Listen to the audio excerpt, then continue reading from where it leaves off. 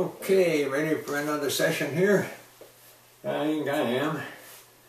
Got sufficiently stoned. I think I'm ready to go on and start another one here. I am Grandpa Ganja, and marijuana is my game. Our topic today is marriage, part 2. I already gave you part 1 if you were paying attention here. And the subject is sex. And of course, we have a problem right from the start. You see, the trouble is that most women generally, most women do not like sex as much as men do. And that's really the source of pretty much all of the trouble we have with this sexual thing. Oh, the women will whine and they'll cry and they'll pout and whatnot, and they'll call me a misogynist or worse. But it's still the truth, and that's a fact. Let's check some of those facts. Stanford University just the other week here had a study in the paper where they reported that they studied the couples in America. Only 7% of them rated their sex life as highly satisfactory, something special. Only 7%. That means 93% of them weren't so happy with their sex lives. It happens that the average couple in this country has sex 1.5 times a week. 1.5 times a week. How do you arrive at that number? Well, you don't. Your wife does. And why is that? Because most couples have sex on a schedule, and the wife is the one who makes that schedule up. You want sex 4 times a week, and she wants sex once a week. Guess how many times a week you're going to get laid. The truth is, you see, a lot of women, wives, regard sex as a chore. It's something they want to avoid if they can.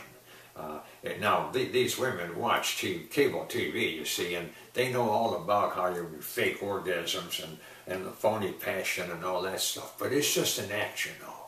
You guys that aren't married yet, when you do get married, you'll be amazed how fast frequency falls off and enthusiasm wanes. Probably while you're still on your honeymoon, if you have luck the rest of them, it seems. So how much sex can a reasonable guy want? Well, I'd say personally, every time a guy goes to bed, he should have sex. Now that's Grandpa Ganja's view, but not everybody may not like that, but it seems to be reasonable to me. But let's suppose a guy does want sex 7 times a week. I say if he does, he ought to get it. I think he's entitled to that. And you know what? His wife has a duty to provide it. Now this is going to really upset the girls out there, but you have a duty to provide this. It's in the contract. Remember that contract? It says forsaking all others. Now all the wives out there think that's really cool, because now you see, according to the law here, all the sex this guy is ever going to get the rest of his life is from her. Now that's cool. Look at that. You know, wow, that must make her feel pretty good. But what women don't realize is that there's an obligation that goes with that privilege, a responsibility. Think about it. If all the sex this guy is ever going to get the rest of his life, he's entitled not only to as much sex as he wants or needs, but to good sex. You top quality. You have to provide sex that's actually good. And that's your duty. You can't get out of this now. You got to uphold that end of it. What this means to me is the guys ought to start making the schedules. Pencil in 7 days a week if that's what you want. See, you got a legal right to this. I mean, she actually owes you this. If she doesn't come across and do what she's supposed to do, well, you can haul her ass into small claims court and sue her for fraud. I say, sir, I would think so, and I would too if I were you. Well, let me tell you, Grandpa Ganja I don't just bring up problems. Grandpa Ganja brings up solutions. You see, that's the important. Anybody can whine about something, but I actually come up with problems, with solutions that'll work. Now, for example, if you're one of the guys who really likes sex, this is a big thing to you, and you want to have lots of it in good quality, then you have to marry a nymphomaniac. It's true. Nymphomaniac. Now, that's not easy to do, because you can't just find a nymphomaniac on every corner. Well, maybe you can here and there, but I mean, by and large, nymphomaniacs are not just readily available. You have to pay attention and look for clues in order to find one so you can get her for your very own. Very few guys end up with their very own nymphomaniac, just the lucky ones. Okay, look, watch for clues. Does she dress like a strumpet? That's always a good sign. Low-cut blouses and skirts practically invisible. Terrific, that's the kind of girl you're looking for. Does her makeup look like it was put on with a putty knife? Well, if so, that's good too, you know. She cares about her looks and how she is. Does she have a copy of the Kama Sutra on her nightstand? And better yet, does it have marginal notes? Ah, there you go. Is there a bowl of condoms on her coffee table in the living room? That's a good sign too that this girl likes sex. Does she suggest multiple partners? There you go. That's a winner every time. Does she go commando? You see, there's a secret there. All nymphomaniacs go commando. So if that's the case, you found one. Now you want to hurry up and marry that girl before she gets away, before the rest of the town finds her. All of these are good signs. These are good signs I just gave you, good clues to look for. There are some bad signs to watch out for. For example, religious symbols.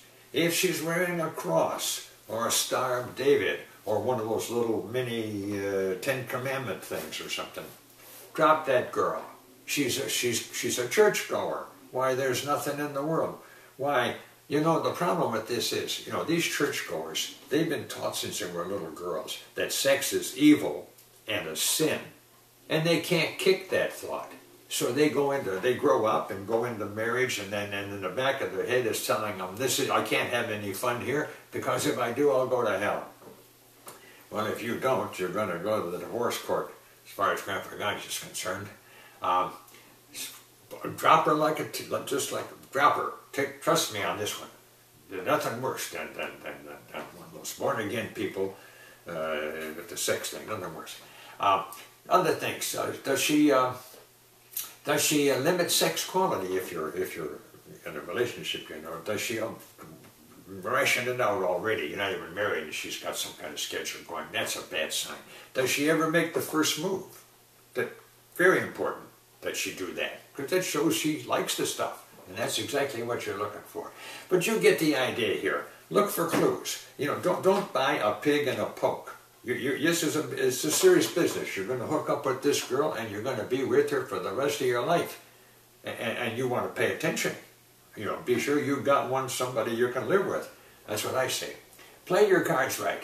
Take Grandpa Ganja's advice. You know, and believe me, if you're lucky and work hard, why, someday you may even end up to be just like Grandpa Ganja. And wouldn't that be cool? No. Well, I gotta go. Time for a smoke. I'll tell you what, it's almost 4:20, and I want to join the rest of the world in a quiet smoke.